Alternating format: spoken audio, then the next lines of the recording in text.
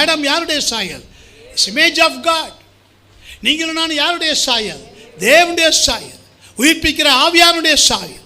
பிந்தின ஆதாம் உயிர்ப்பிக்கிற ஆவியானவர். உங்களுக்கு பேசப்படுகிற வார்த்தை ஜீவ வார்த்தை, உங்களுக்கு பேசப்படுகிற வார்த்தை உயிர்ப்பிக்கிற வார்த்தை, எந்த மனுஷனையும் பிரகாசிப்பிக்கிற மெய்யான வார்த்தை.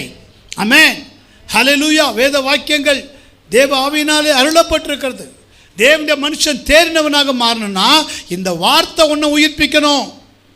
இந்த வசனம் நீ படிக்கிறதோட மாத்திரம் இல்லை. நான் பைபிள் படிக்கிறேன் 10 அதிகாரம் படிக்கிறேன், இது வரதான் படிக்கிறேன். What is use? அவைகள்னால பிரயோஜனம் என்ன? அவைகளில் ஒரு வார்த்தை ஒன்று உயிர்ப்பித்திருக்கா? ஒரு வார்த்தை ஒன்று உயிர்ப்பித்து உங்க கூட பேசியிருக்கா? ஆமென்.